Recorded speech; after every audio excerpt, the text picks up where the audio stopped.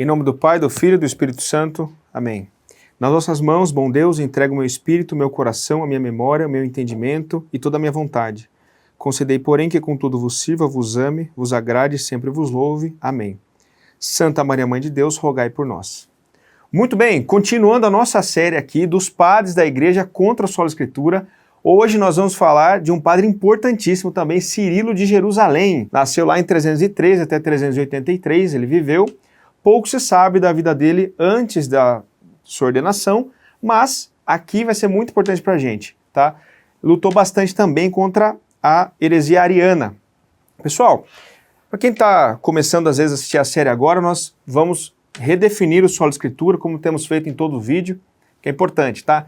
Então, o que é sola Escritura? Sola Escritura, embora seja um termo só, você tem duas afirmações sendo feitas ao mesmo tempo. Então, presta atenção. Primeira afirmação que se faz quando eu digo sola Escritura, sobre a infalibilidade. Então, nós estamos dizendo que somente a Bíblia é infalível para regras de fé e prática da Igreja. Note, eu não estou dizendo que a Bíblia é a única autoridade possível. Eu estou dizendo que ela é a única autoridade infalível e que a tradição e a Igreja não possui infalibilidade. Só a Escritura tem. E a outra afirmação que se faz ao mesmo tempo é sobre a suficiência da Escritura. Por quê? Porque quando digo sola Escritura, não estou dizendo apenas onde repousa a infalibilidade, mas também onde está a suficiência, né, para as doutrinas cristãs. E segundo o protestantismo, somente a Bíblia é autoridade suficiente para a formulação de doutrinas. Isso significa que a tradição não pode acrescentar uma doutrina extra-bíblica para a fé cristã. Algumas pessoas colocam aqui a distinção que a Bíblia seria suficiente para doutrinas relacionadas à salvação, né? Esse já é o olhar mais histórico. Outras já dizem que totalmente para toda e qualquer doutrina. Então aqui é um ponto de embate entre os protestantes, mas da suficiência ninguém discorda, né? Que a Bíblia é suficiente. Então, vamos começar. Será que Cirilo de Jerusalém creu em sola Escritura? Vamos olhar primeiro como ele via a Igreja. Começando aqui na palestra catequética, 17ª. E embora os reis de determinadas nações tenham limites estabelecidos para sua autoridade, só a Santa Igreja Católica estende o seu poder sem limites por todo o mundo, pois Deus, como está escrito, fez paz em sua fronteira. Pausa. Poder sem limites. A Igreja Católica para Cirilo tem um poder sem limites. Uma autoridade, né? Porque está falando, correlacionando com a autoridade dos reis. Então vamos lá. Quando a gente fala isso aí, tem gente que fala, não, mas aí, qual a Igreja Católica? Será que é a católica do Papa hoje? Que Igreja Católica é essa? Então, vamos ver ele descrever a Igreja, para a gente descobrir qual é essa tal Igreja Católica de Cirilo. Chama-se católica porque se estende por todo mundo, de um extremo a outro da Terra. Então, no primeiro sentido, né, católico universal, sentido geográfico. E depois, e porque ensina universal e completamente uma e todas as doutrinas que devem chegar ao conhecimento dos homens, a respeito das coisas visíveis e invisíveis, celestiais e terrenas. Então, segundo, não é só geográfico, mas também doutrinário. Ela ensina universal e completamente. Veja que interessante. Aí vai lá. E porque sujeita à piedade toda a raça de humanidade. Então, todo mundo tem que crer nela, né? Governantes e governados, instruídos e não instruídos. E porque trata e cura universalmente toda a classe de pecados cometidos pela alma ou pelo corpo. E possui em si toda a forma de virtude que é nomeada, tanto em ações como em palavras, e em todo tipo de dons espirituais. 17ª palestra catequética, ponto 23. Ufa, né? Vamos ver quais são, resumindo, as características da Igreja. Primeiro, poder sem limites. Depois, ensina todas as doutrinas. Depois, sujeita a piedade à humanidade, trata e cura os pecados, tem todas as formas de virtude. Você acha que essa Igreja é falível ou é infalível? É claro que, né? Nós vamos falar mais coisas, mas é claro que nesse sentido não pode ser a Igreja que eu tenho que pegar a Escritura e desconfiar sempre dela para checar na Bíblia se para mim ela está certa, né? Veja o altíssimo grau que ele vê a Igreja, né? Continuando, depois ele vai localizar para você geograficamente. Qual é essa igreja? Se alguma vez você estiver peregrinando em cidades, não pergunte onde fica a casa do Senhor, pois outras seitas profanas também tentam chamar seus próprios covis de casa do Senhor. E nem apenas onde está a igreja, mas onde está a igreja católica. Então, olha um pouco. Desde aquela época já havia embate, né, sobre outras seitas que queriam fazer as igrejas próprias, falar que ali que era a casa do Senhor. Ele diz, não é para você ir lá, é para você ir na igreja católica. Está na mesma palestra, ponto 26. Mais ainda, a respeito dessa Santa Igreja Católica, Paulo escreve a Timóteo, para que saibas como deve comportar-se na casa de Deus, que é a igreja do Deus vivo, coluna e fundamento da verdade. Citando aqui 1 Timóteo 3,15. Veja que interessante, na mesma obra, veja que interessante. Não está dizendo na Bíblia, quando Paulo fala para Timóteo, né, que a igreja é a coluna e sustentáculo da verdade, não está dizendo ali que a igreja católica é a coluna e sustentáculo da verdade. Isso é uma adição que ele está fazendo. Mas como ele sabe isso? Ele sabe por tradição. É por isso que ele sabe. Então Paulo, para Cirilo de Jerusalém, era católico. Já vem desde lá. Fala, ó, Paulo escreve a Timóteo desde a Escritura que na igreja católica ela é a coluna e sustentáculo da verdade. E vamos lá. Mais uma, vá. Nessa Santa Igreja Católica, recebendo instrução e comportando-nos virtuosamente, alcançaremos o reino dos céus e herdaremos a vida eterna. Olha a relação da igreja com a salvação, na mesma palestra, ponto 28. E aí vem a bomba, né? Do ponto 25. O Salvador edificou dos gentios uma segunda igreja santa. Ele fala segunda porque estava dizendo antes, no contexto, sobre a judaica, que vinha primeiro, né? Então, a segunda igreja santa, a igreja de nós cristãos, a respeito da qual disse a Pedro, e sobre esta pedra edificarei minha igreja, e as portas do inferno não prevalecerão contra ela. Que igreja católica será que é essa, né? É um mistério. Vamos mais. Ele conta um outro também fato da tradição. Simão Mago, depois de ter sido expulso pelos apóstolos, veio a Roma e conquistou uma certa Helena, uma prostituta. E ele enganou tanto a cidade de Roma que Cláudio ergueu sua estátua e escreveu abaixo dela Simone Deus Sancto, que sendo interpretado significa a Simão, o Deus Santo. Agora o grifo, vai lá. À medida que a ilusão de Simão Mago se espalhava, Pedro e Paulo, um casal nobre, principais governantes da igreja, chegaram e corrigiram um erro. Olha ele relatando a estadia de Pedro em Roma, que é negada por muitos protestantes. E ele crê nisso e sabe por tradição, porque na Bíblia não está. E por mais maravilhoso que fosse, não é nenhuma maravilha, pois ali estava Pedro, sublinha, gente, que carrega as chaves do céu. E nada de maravilhoso, pois Paulo estava lá, que foi arrebatado ao terceiro céu e ao paraíso, e ouviu palavras indizíveis que não é lícito ao homem proferir. Então vamos lá. Paulo, arrebatado ao paraíso, e Pedro tem a chave do reino dos céus.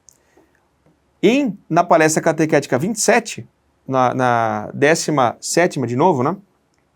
Eu falei, nos outros era a 18ª, essa que é a 17ª, perdão. Ele fala sobre Pedro de novo. No mesmo poder do Espírito Santo, também Pedro, chefe dos apóstolos e portador das chaves do reino dos céus, de novo, autoridade de Pedro, curou Enéas, o paralítico, em nome de Cristo. O que significa essas chaves do reino dos céus? Nós vamos esclarecer num outro vídeo, tá? Mas é uma transferência de autoridade de Cristo a ele. Como nós provamos isso? Nós vamos dizer depois, não é o tema do vídeo agora, tá? Mas, enfim, a Igreja Católica de Cirilo tem que ser uma igreja espalhada no mundo inteiro, que crê em Pedro como chefe dos apóstolos e portador das chaves do reino dos céus. Será que é uma igreja protestante? Eu creio que não, né? E essa igreja tem um poder sem limites, certo? Então, fica difícil afirmar já a sola escritura em Cirilo. Mas, nós vamos lá por conta da questão da infalibilidade, né? Que a igreja, claramente aqui, ela vai ensinar o certo, né? Mas tudo bem. Vamos para as tradições agora. Então, São Cirilo de Jerusalém, ele dá uma catequese. A obra-prima dele, né, são as catequeses, onde ele explica para pessoas que estão entrando na igreja o que é cristianismo, tá? Aí na pró-catequese, lá na primeira linha, já tem uma tradição. Já existe um odor de bem-aventurança sobre vocês, ó vocês que em breve serão iluminados. Iluminado é o termo para batismo, só que esse termo é da tradição, já está lá no nosso vídeo de Justino Marte. Se não assistiu, pode clicar lá que você vai ver de onde vem, né? Então, vocês já estão reunindo flores espirituais para tecer coroas celestiais. Então ele chama a pessoa que vai ser batizada de vocês que em breve serão iluminados. Já vai um traço de tradição. Mais uma que ele cria, o sinal da cruz. Na aula 4, sobre os 10 pontos da doutrina, 14. Não nos envergonhemos, portanto, da cruz de Cristo.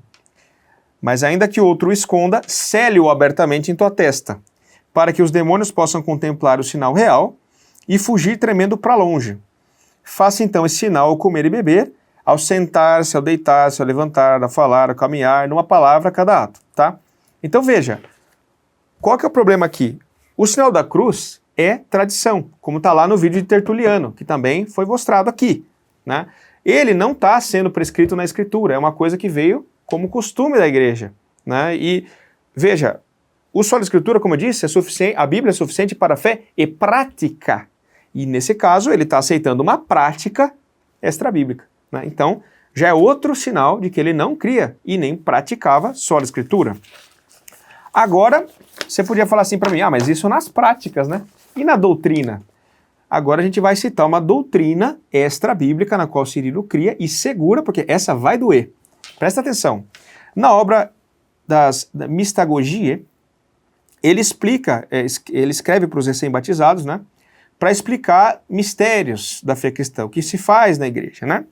E aí, lá no capítulo 5, no ponto 9, ele diz o seguinte, ele estava falando sobre consagrar a Eucaristia. Então ele diz que se consagra a Eucaristia e depois ele diz o seguinte, que isso é oferecido em intercessão pelos mortos. Então Cirilo, de quebra, já está, primeiro, colocando a doutrina da oração pelos mortos e segundo, do purgatório, né, que está implícita, porque nós rezamos como católicos pelas almas que estão no purgatório. Para o inferno não adianta rezar, porque de lá a pessoa não sai, e para o céu não precisa. Então, se estou rezando por uma alma, é porque está no purgatório. Mas vamos ver como é que ele escreve, como é que ele relata isso, né? Então, vamos lá. Então, consagra a Eucaristia, aí vai. Depois comemoramos também aqueles que adormeceram, os mortos, né? Antes de nós. Primeiro, patriarcas, profetas, apóstolos, mártires, que em suas orações e intercessões Deus recebeu nossa petição. Depois, vírgula, também em nome dos santos padres e bispos que adormeceram antes de nós, falamos por todos os que nos últimos anos adormeceram entre nós, acreditando, olha lá, que será um benefício muito grande para as almas, por quem a súplica é apresentada. Olha ele apresentando a súplica pelas almas, enquanto aquele sacrifício santo e terrível é apresentado. Texto um pouco rebuscado, mas em suma, ofereço Eucaristia aos mortos, né? E aí, você poderia falar assim, tudo bem, mas ele não está dizendo de onde veio isso, né? Veja que interessante, na linha seguinte, ele vai dizer, e eu quero que você acredite, pelo quê? Porque está na Escritura? Pelo exemplo. Veja que interessante, porque a igreja faz. Então, pelo exemplo da igreja, eu quero que você creia. Veja a igreja fazendo e creia também. Então veja, ele está estabelecendo uma doutrina, né, sobre orar pelos mortos, oferecer Eucaristia pelos mortos, e ele não fundamenta na Escritura, mas no exemplo da igreja. Aí vai lá. Eu quero que você acredite pelo exemplo, pois eu sei que muitos dizem que aproveita uma alma que parte desse mundo, com pecados, sem pecados, se ela for contemplada na oração, parece que está respondendo um protestante hoje, né? Ele está fazendo a pergunta, mas para que vai rezar para o morto? Né? Ele está dizendo. Aí ele dá um exemplo, né? Pois se um rei banisse alguns que o ofenderam, então seus súditos tecessem uma coroa, né? Então o rei baniu umas pessoas, os que ficaram tecem uma coroa e oferecessem a ele em nome dos que estão sob punição. Ele não concederia a remissão de suas penas? Olha a intercessão da igreja, né? Da mesma forma nós, quando lhe oferecemos a Deus, né? As nossas súplicas pelos que adormeceram, embora sejam pecadores, não tecemos nenhuma coroa, mas oferecemos Cristo sacrificado pelos nossos pecados, propiciando o nosso Deus misericordioso por eles, bem como por nós mesmos. É o texto corrido, né? Só ler o texto lá que está lá. Gente, isso é uma bomba, né? É uma bomba. Tá? Ele está estabelecendo uma doutrina importantíssima pelo exemplo da igreja. No final da carta, né, lá no ponto 23, ele fala várias tradições, tá? Ele fala até como comungar, né? Quem já ouviu na catequese que tem que pôr uma mão embaixo da outra como um trono, né? Eu sei que talvez você já tenha ouvido isso, tá lá nessa obra, né? Então, aí ele vai falando várias tradições que a igreja tem e no fim ele diz: assim, mantenham as tradições imaculadas e mantenham-se imaculados. Não se separem da sociedade, não se privem dos mistérios através da contaminação desses pecados sagrados e espirituais. Pausa. Se a tradição é imaculada, é uma tradição sem mancha. Se ela é sem mancha, ela não tem corrupção. É uma tradição infalível, né? Veja que interessante. Para Cirilo, as tradições que ele está apresentando são imaculadas. Então não é só a escritura. Veja que interessante, né? Aqui, uma coisa importantíssima, né? Porque se você for ler no texto original, você vai ver, o texto original não, desculpa, na tradução, mas das traduções mais comuns, por exemplo, a do Philip Schaff, tem um erro de tradução que eu gostaria de contestar aqui, né? Isso aconteceu porque quando eu estava estudando ali tudo, eu estava lendo o texto no grego, né? E com a ajuda ali do Google Tradutor para agilizar. E aí o Google Tradutor traduziu diferente do que estava. Eu achei esquisito. Tem um professor de grego que ele é grego mesmo, ele é grego nativo, lá de Tessalônica, né? Ele é um tessalonicense, né? Vou passar o currículo dele aqui, ele dá aula lá na Faculdade Teológica Batista, lá em São Paulo, lá em Perdizes, tá? Então, vou passar o currículo dele aqui e eu chequei isso aí com ele, tá? Então nós vamos trazer aqui, para contestar esse erro de tradução, a opinião de um grego, né, que leciona, tem mestrado, doutorado em teologia, os dicionários bíblicos e a escritura. Então, vamos lá. O que está acontecendo aqui, né? O Philip Schaff, né, para ficar mais fácil, né? Então ele fala: nós consagramos a Eucaristia pelos mortos. Depois ele diz, que é a fase problemática aqui: eu quero que você acredite pelo exemplo, né, de onde eu estou dizendo que é o exemplo da igreja, né? E depois ele fala daquele exemplinho do rei da coroa. E aí o Philip Schaff, ele diz: eu quero convencer vocês com uma ilustração. Quando ele fala ilustração, ele está submetendo o termo, exemplo, ao exemplo do rei, né? E não ao exemplo da igreja, tá? Então, o que está acontecendo aqui? É o exemplo do rei ou o exemplo da igreja? Porque se é o exemplo do rei, aí cai a minha argumentação, porque eu não estou dizendo, aí Cirilo não está apoiando, né, na tradição. A palavra que ele traduz com ilustração é hipodigmatos, tá? Que vem de hipodigma, né? E aí a gente vai ter que dar uma olhada no grego aqui, eu vou passar para vocês, tá? O que acontece, gente? Lá, os gregos, eles têm duas palavras para exemplo, né? Tem o exemplo comum do dia a dia. Por exemplo, dá um exemplo de santo. Tá bom. São Francisco, Santo Ambrósio, Santo Atanásio. Exemplos normais. Para esse tipo de exemplo, que é um exemplo simples, se diz paradigma. Esse é o termo, tá? E o que é o hipodigma que ele está usando aqui? O hipodigma é um exemplo que é um modelo de vida. É algo no qual que é superior a você, que você se põe abaixo dele. Você entendeu? Então, por que isso acontece? É simples, né? Digma, de grego, quer dizer amostra, tá? O paradigma é que está do lado. Então, paradigma é algo que está no mesmo nível. Então, exemplo de fruta, laranja, pera, tal, paradigma. O hipodigma, esse hipo é o hipo da hipotermia, né? O que está abaixo. Então é sobre exemplo, é um exemplo de se pôr abaixo, é muito mais forte. Quando ele traduz desejo persuadir, desejo convencer com uma ilustração, ele traduziu com a ideia de paradigma. Por quê? Porque ele está remetendo ao exemplinho do rei, que o cara está explicando um negocinho. Não é isso que Cirilo está falando, ele está falando do hipodigma. Quer dizer, é o modelo da igreja, o modelo dos santos que deve convencer, né? Vamos lá, vamos ver como a escritura usa esse termo, né? Em João 13,15, Jesus fala: porque eu vos dei o exemplo, hipodigma, para que como eu fiz, façais vós também. Olha aí, é um exemplo de imitação, não é simplesmente um exemplo do rei que fez, não tem nada a ver, né? Mais uma. Tiago 5,10. Meus irmãos, tomai, por exemplo, hipodigma, de aflição e paciência, os profetas que falaram em nome do Senhor, né? Então, imite-os, não é só Pense num exemplo. Tomai por exemplo. Quer dizer, seja como eles, né? Mais uma. 2 Pedro 2,6.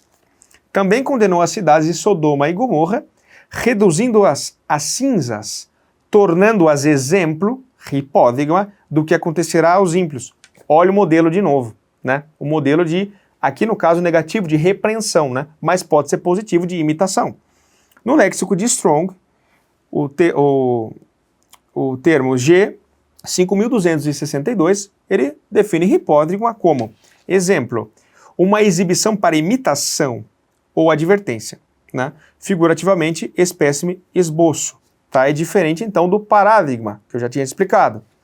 Não encontramos na escritura, né, pelo menos no texto oficial, uma ocorrência com paradigma para ajudar aqui, né? Mas tem uma tradução mais moderna da Bíblia em grego que traz esse termo, que está em Tiago 2,2. Olha como ele diz.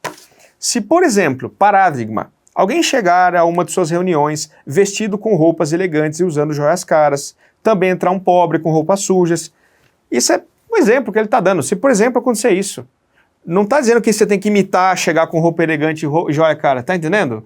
Então, uma coisa é o paradigma, outra coisa é o hipódigma. E ele diz hipódigma. Então, Cirilo está dizendo que a prática, o modelo, o que a igreja faz é o que está estabelecendo a doutrina e não a escritura. Isso é importantíssimo. Derruba completamente o solo escritura em Cirilo de Jerusalém, tá? Bom, mas quem quiser contestar a tradução, tudo bem, né? Mas ele já diz no final da carta, retenho as tradições imaculadas, né? Nem precisaria desse argumento aqui da tradução equívoca, tá? Mas eu achei interessante colocar por conta do termo grego, né? Pessoal, se está gostando, se inscreve no canal, porque aqui realmente o conteúdo está inédito. Vamos mais algumas tradições que ele aprende, né? E depois eu vou lidar com as passagens que supostamente provam sola escritura em Cirilo de Jerusalém. Então, segura aí, vamos lá. Primeiro, sempre, né? Sempre ele, né? O cânon bíblico.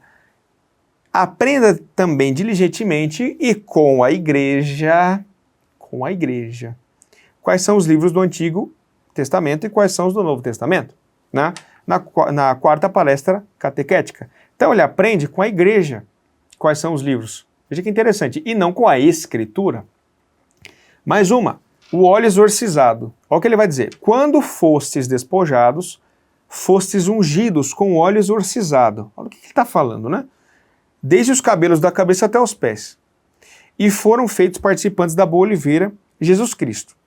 Olha lá. Este óleo exorcizado recebe tal virtude pela invocação de Deus e pela oração, como não só para queimar e limpar os vestígios dos pecados, mas também para afugentar todos os poderes invisíveis do maligno.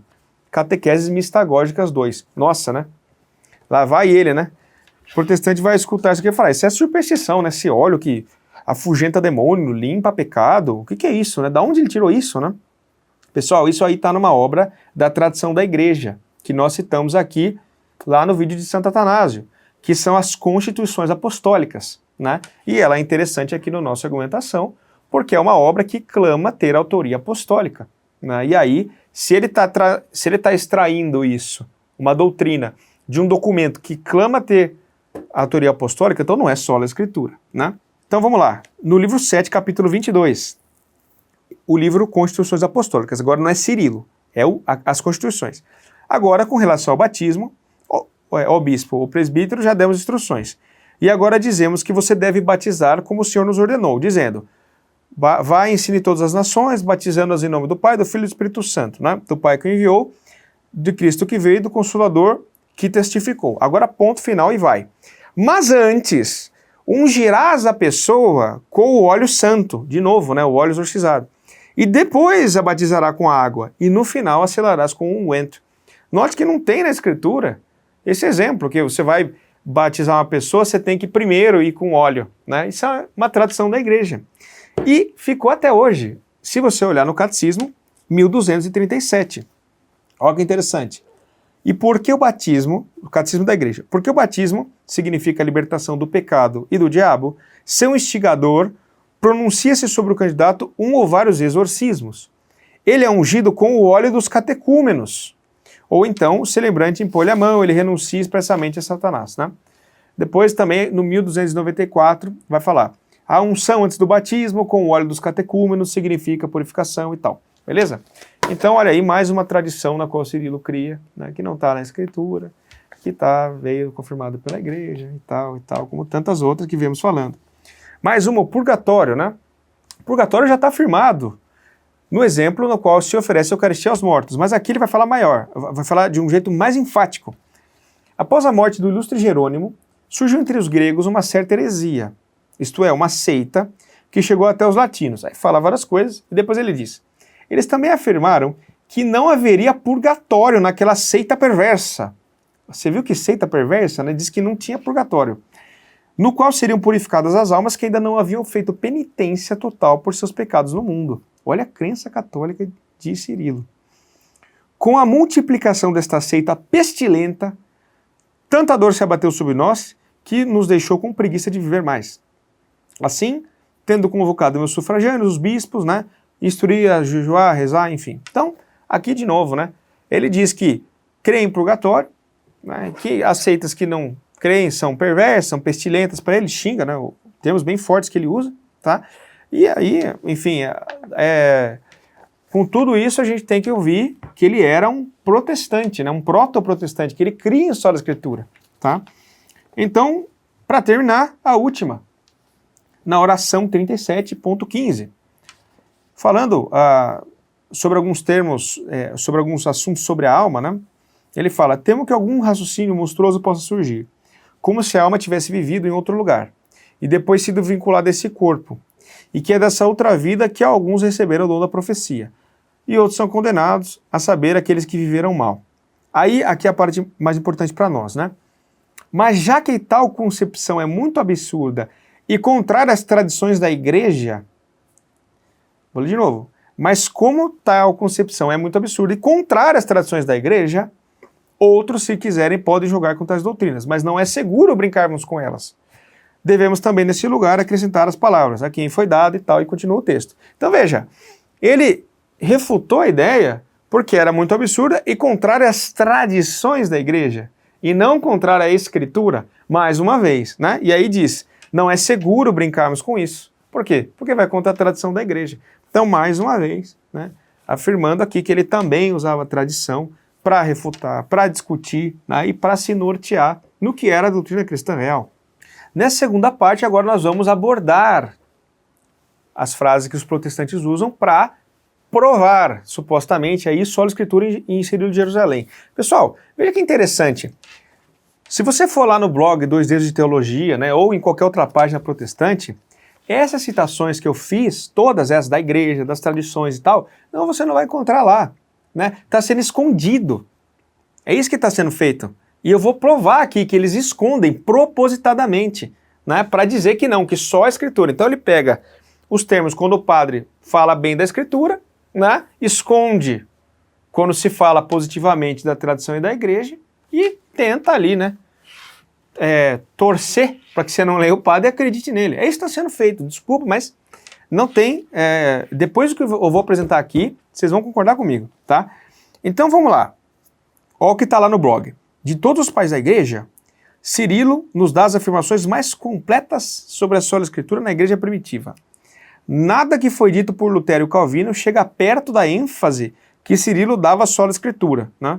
Se você viu o vídeo que estava aqui antes, você vai ver que não, já está muito esquisita essa declaração, né?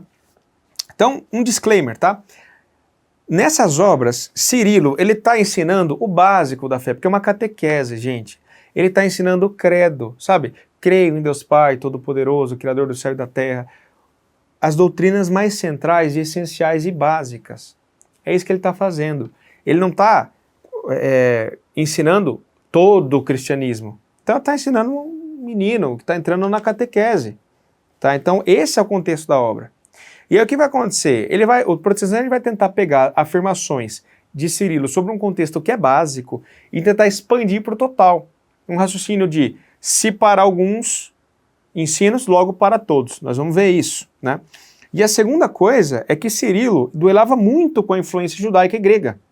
Então, como ele diz lá na Palestras Catequéticas 4, né? Os gregos, por um lado, afastam os homens com sua língua macia, porque a filosofia grega confundia o pessoal ali, né? E ele queria proteger os seus fiéis desses raciocínios gregos, humanos, né? Enquanto os da circuncisão, os judeus, enganam aqueles que se aproximam deles por meio das escrituras divinas. Então, ao contexto, Cirilo está querendo proteger os fiéis que estão entrando na igreja da influência grega e da influência judaica, tá? Então, vamos ver como é que ele faz isso. Aí vai lá.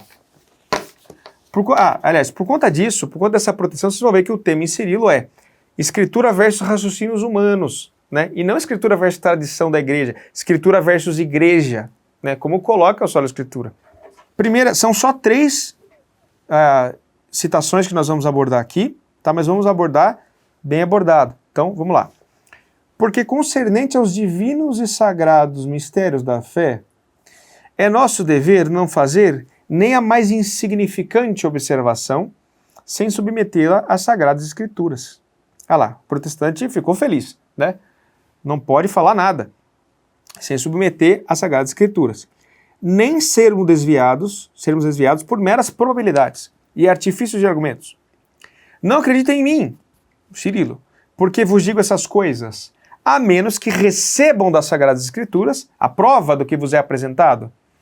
Pois essa salvação em que acreditamos não depende de raciocínios engenhosos, mas da demonstração das sagradas escrituras. Se você ler isso aqui fora de contexto, você vai falar, nossa, parece um protestante falando, né? Mas, novamente, gente, é uma exposição do credo, uma pessoa que está na catequese. São as primeiras etapas, né? Então, as conclusões que o blog coloca. Primeira, a doutrina era elaborada de acordo com as provas da Escritura e não de alguma outra fonte. Falso, já mostramos. Todas as outras doutrinas, inclusive a oração pelos mortos, que ele elabora pelo exemplo da igreja, né? E aqui o que acontece? Qual que é o pulo do gato? No texto está dizendo, ó, porque concernentes aos divinos e sagrados mistérios da fé. Nesse contexto, né, se você for ler um pouco antes, ele estava dizendo de questões trinitárias. Então ele está falando da relação, né, da geração do Filho, do Espírito Santo, como que acontece, Deus Pai, Deus Filho e do Espírito Santo, como que a coisa funciona por ali. Então, intratrinitariamente, né? E claro, isso não é acessível ao raciocínio humano. Por isso que ele fala, concernentes aos divinos sagrados mistérios da fé. Você tem que checar na Bíblia, né?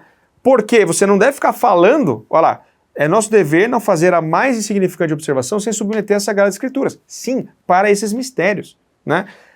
Nem sermos desviados por meras probabilidades e artifícios de argumentos. Então ele está dizendo o seguinte, que esse conhecimento trinitário ou dos mistérios da fé se conhece por revelação. Beleza, que você tem que checar na Escritura, correto, né? Mas não está dizendo que toda e qualquer doutrina absoluta tem que estar na Escritura, está dizendo dos mistérios. B, segunda conclusão do blog. Nem a mais insignificante observação doutrinária poderia ser feita sem ser submetida às Sagradas Escrituras, né?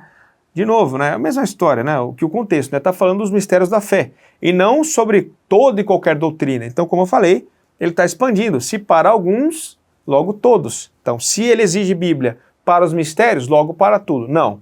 Isso é um non sequitur, né? Não se segue uma coisa da outra, tá? Depois no texto ele ainda fala que a alma é governada, imortal, possui livre-arbítrio. Então, lógico, isso não é dedutível. Tem que checar na Bíblia. Beleza. Ninguém está discordando disso, né? E aí ele diz, se nós não devemos acreditar em ninguém, a não ser que recebamos provas da Escritura, daquilo que nos é apresentado. Aqui extrapolou o texto, né? Diz, não acreditem em mim. Mas isso é uma hipérbole, tá? Cirilo ele tem confiança na Escritura, tanta confiança, que ele diz para os alunos confiarem mais na Bíblia do que nele. E isso é totalmente católico. Por quê? Porque nenhum católico acha que a declaração de Cirilo, de Agostinho, de Atanásio está no mesmo nível da Escritura, né, individualmente. A força doutrinária da tradição está no consenso dos padres, quando os padres concordam, não quando o padre fala sozinho. Então dizer que, não confia em mim, confia na Bíblia, você não refuta em nada a ideia católica, né? Eu também confio mais na Bíblia do que em Cirilo, e nem por isso sou protestante, né? Então não tem nada a ver uma coisa com a outra, tá? E aí vem a outra conclusão. A salvação provém das provas das Escrituras. Bom, a salvação provém de Cristo, né? Mas, na nota de rodapé de um trabalho protestante, que é o Philip Schaff, ele contesta um pouco essa tradução, porque existem algumas imprecisões, né? ele fala, né? E sotiria iar aftinthis pistos imon, que pode ser traduzido como esta é a nossa salvação pela fé, ou com miles, que é uma outra pessoa, esta segurança da nossa fé. Então aqui ele fala, né? Essa salvação em que acreditamos não depende de raciocínios engenhosos, mas da demonstração das Escrituras. É desse trecho que ele está falando. Ele está dizendo assim, ó, a nossa segurança é nesse sentido, entendeu? A nossa segurança não depende dos raciocínios, mas das Escrituras, que é a reafirmação ao contrário do que ele tinha dito antes. Então, enfim, não prova só a Escritura em Cirilo, porque está dizendo a parte dos mistérios da fé, de novo. Não está dizendo para toda e qualquer doutrina, né? Veja o contexto. Na mesma palestra catequética ele fala, né, que a igreja, né, esta é a causa das admoestações da igreja, a causa das presentes instruções das lições que são lidas, tal que citando a igreja. Estou falando rapidamente, né? E no mesmo texto, na mesma página, também ele cita até a tradição da quaresma, né? Mas antes de entregar você ao credo, como eu disse, ele está falando do credo, né?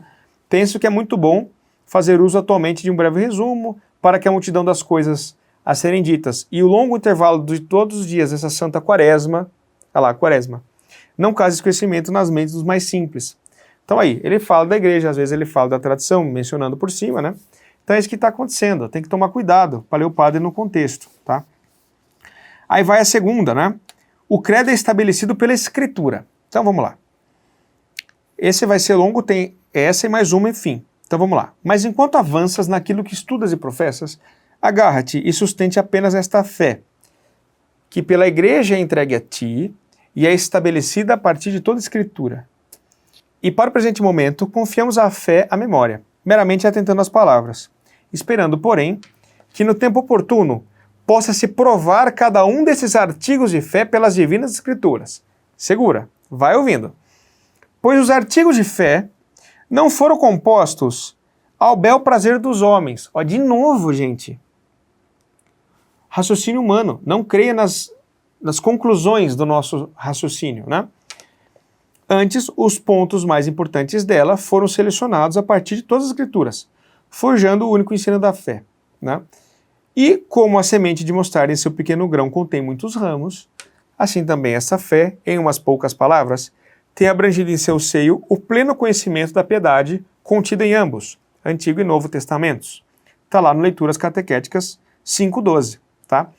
Já vou dizer aqui que ele omitiu a linha posterior e você já vai ver o porquê, né? Porque ele fala de tradição uma linha depois e foi cortado, né? Mas nós vamos mostrar para vocês, tá? Então, se você continuasse a leitura, eu vou até falar, né?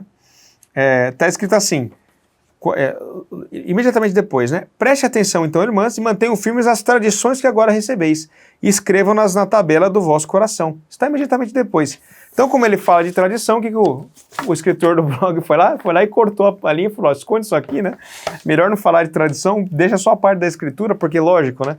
Que é a parte mais importante, né? Que interessa aqui para a minha argumentação. Então, veja, esse é o trabalho que eles estão fazendo, que é o trabalho do advogado, né? Isso não é um trabalho de investigador, não é um trabalho de quem quer ver o que o padre crê. Ele está fazendo um trabalho de convencer você, né? O que fala contra, ele vai lá e esconde fora, né? E corta, decepa a frase numa linha contínua, porque falou de tradição, né? Então, veja a postura, né, do escritor lá. E vamos lá. Os pontos de fé são estabelecidos a partir da Escritura. A primeira conclusão do blog dessa citação, né? Então, de novo, gente, os pontos de fé do credo. Ele está falando do credo, das doutrinas mais centrais, né?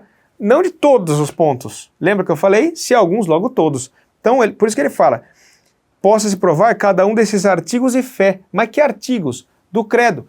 Crê em Deus Pai Todo-Poderoso, Criador do céu e da terra. Esses artigos todos são provados pela Escritura. Ninguém está negando isso, né? E ele diz, esses artigos você tem que checar na Bíblia. Por quê? Justamente porque são muito fundamentais, são centrais. Tudo bem, mas quer dizer que todas as doutrinas? Não. Óleo exorcizado, cânon bíblico, oferecer a Eucaristia aos mortos, sinais da cruz, a catolicidade da igreja e por aí vai, né? Que nós citamos aqui. Aí lá, B. Todos os artigos de fé devem ser provados pela Bíblia. Sim, do credo, já expliquei, né? Não todos. C. Os pontos de fé foram selecionados através de toda a Escritura. que é o único ensino da fé, né? Na verdade, a melhor tradução ali seria completa-se o ensino da fé, mas esse fé com F maiúsculo é um outro termo para o credo, tudo bem? Então, é isso, completa-se o ensino do credo. Porque quando ele fala fé, dá a impressão que é toda a fé católica, e não é disso que ele está falando. Tem que ver do contexto, tá? E depois, né, o Antigo e o Novo Testamento abrange todo o pleno conhecimento da liberdade, né, da piedade, perdão. A piedade, né, do que você deve crer também, novamente, no sentido restrito do credo, né? Essa fé é uma expressão para o credo apostólico, tá? Então, só algumas pequenas ressalvas, tá? Primeiro, tá, esse trecho está no Catecismo da Igreja, pra vocês terem uma noção. Então, se isso aqui prova só a Escritura, então o Papa também é protestante, né? Porque, olha lá, no 186, olha o que ele diz. Exatamente o que nós estamos falando aqui. Ó, desde a origem, a Igreja Apostólica exprimiu e transmitiu a sua própria fé em fórmulas breves e normativas para todos, que é o credo. Mas bem cedo, a Igreja quis também recolher o essencial da tua fé. Gente, o essencial, tudo bem, em resumos orgânicos e articulados, destinados sobretudo aos candidatos ao batismo.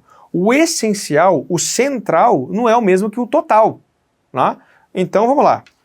Olha o que o Catecismo fala. Esta síntese da fé não foi feita segundo as opiniões humanas, mas recolheu-se de toda a Escritura o que nela há de mais importante para apresentar na íntegra aquilo e só aquilo que a fé ensina. Né? Que é a mesma citação, só que está parafraseada, tá? Então é isso que está acontecendo.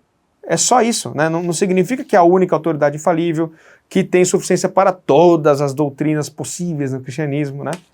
Quer dizer que a síntese da fé está na Bíblia. É isso, né? E tem uma outra coisa. Tem uma parte que também foi cortada do texto, né? Que nós não vamos ler tudo porque vai ficar extenso.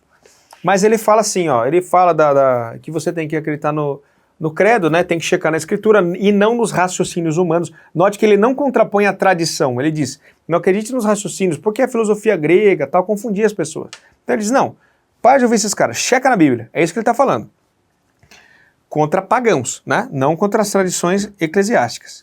E aí diz, desejo que você também mantenha isso como uma provisão. E aqui vai a palavra, ephodion, né? Durante todo o curso da sua vida. Essa palavra, na nota de rodapé da obra do Philip Schaff, que é protestante, tá lá. Ephodion, viático, ou seja, provisão para uma viagem. E aqui para a jornada através dessa vida. É aplicado metaforicamente por outros padres. A, num sentido geral, a leitura da Sagrada Escritura, oração e batismo. E B, num sentido especial, a Sagrada Eucaristia, quando administrada aos enfermos e moribundos, como uma preparação para a partida para a vida após a morte. Concílio de Nicéia, cânone 13. Lá vai.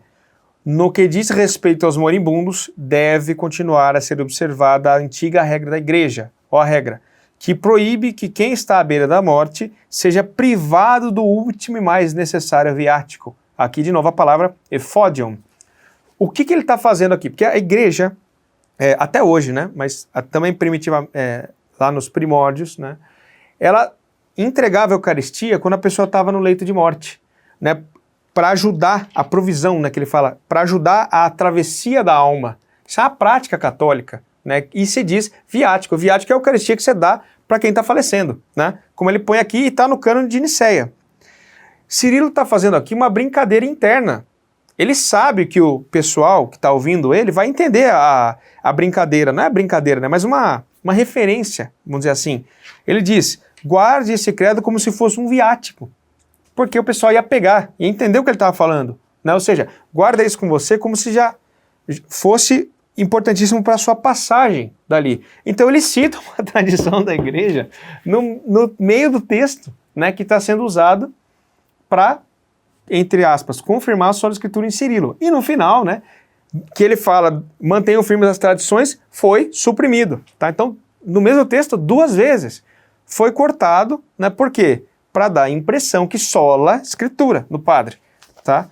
Então, você tira as suas conclusões. Você acha que ele era um proto-protestante, tudo bem, mas não creio de forma alguma nisso. Né? E por último, tá? Essa é mais curtinha, que as Sagradas Escrituras são nossa salvação. Então, vamos lá. Novamente, né, é uma catequese. E aí ele diz na aula 12, foi sem razão que Cristo se fez homem, falando da encarnação do Verbo, né? Será que os nossos ensinamentos são frases engenhosas e sutilezas humanas? Não são as Sagradas Escrituras nossa salvação? Isso é como está traduzido lá no blog, tá? Gente, de novo, nossos ensinamentos são frases engenhosas e sutilezas humanas. Raciocínio humano versus Escritura, né? E aí, vamos continuar o texto. Não são as Sagradas Escrituras nossa salvação? As profecias não são de profetas? Guarde então, peço-te, este depósito imperturbável, e não deixe ninguém te remover. Acredite que Deus se tornou homem, né?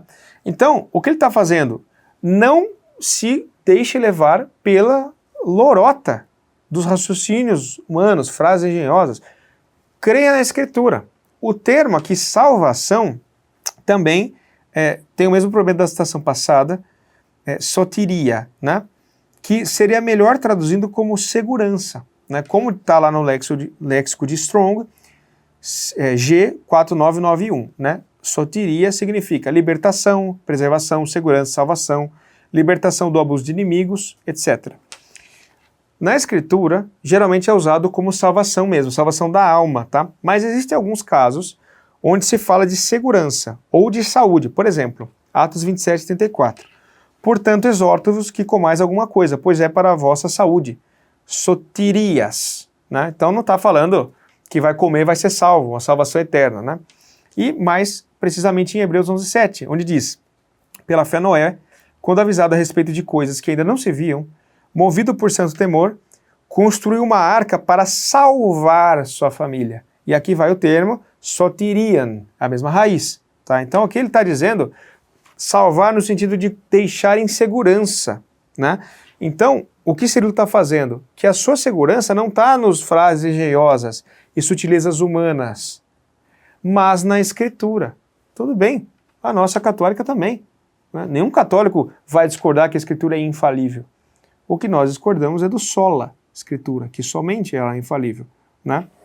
Então, ele está contrapondo o raciocínio humano com a Escritura e não com a tradição da igreja, por exemplo, não contra bispos e assim por diante, né? Então, pessoal, chegamos aqui ao final do vídeo, né? Concluindo. Então, a leitura correta, né? Não se deixe dissuadir pelos argumentos de raciocínios humanos. Ah, e tem uma coisa, né? Ao lado ele fala, as profecias não são de profetas, né? Não são as Sagradas Escrituras nossa segurança, as profecias não são de profetas, então ele fala escrituras e profecias. Olha que interessante, né?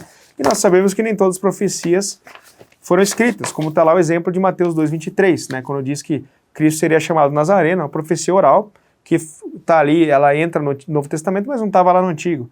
Então é interessante que nem aqui ele fala só de escritura, ele fala de escritura e de profecias. Mas vamos lá, provamos. Primeiro, como via a igreja? Igreja católica, né, com poder sem limites, Pedro, chefe dos apóstolos, portador das chaves do reino dos céus. 2. Aceitou tradições transmitidas na forma de práticas, sem estar escrito na Bíblia. Oferecer Eucaristia pelas almas dos mortos, sinal da cruz, óleo exorcizado, cano bíblico, batismo como iluminação, o viático e a quaresma. 3. Não quer convencer somente pela Escritura, mas também pelo hipódigma, que nós explicamos, que é o modelo de vida da igreja. 4. Nunca contrapõe Escritura com tradição e igreja, mas Escrituras com raciocínios humanos e filosofias humanas. Aí tudo bem, né? Porque até aqui, por exemplo, se eu pegar a Escritura, se eu disser assim para um catequizando, ó, uma pessoa vem com você com doutrinas espíritas, tá? Não creia nisso, porque não está na Bíblia, tá? Quer dizer que eu sou protestante, só creio em sola Escritura? É isso que ele está fazendo. É como se ele dissesse isso, ó, não vai crer nessas coisas. Isso não é bíblico. Mas eu posso falar tranquilamente isso como católico e nem por isso sou protestante, né? Então, uma coisa não tem nada a ver com a outra. Recomenda que os catequizandos, né, exijam provas bíblicas para as verdades misteriosas ou básicas da fé, né, e não para toda e qualquer doutrina possível e imaginável no catolicismo, tá? E o blog, né, o texto do blog, novamente, omitiu propositadamente, né, a tradição do viático, os trechos onde ele fala sobre tradições, né, para, no nosso entender, maquiar e dar a impressão de sola Escritura. Pessoal, nosso vídeo vai ficando por aqui e você, depois dessa exposição, que foi longa, né, ufa, você pode tirar suas próprias conclusões. Se você está gostando da série, novamente inscreva-se no canal e compartilhe Nós vamos continuar aqui falando dos padres até o final. Muito obrigado pela atenção e Deus abençoe você.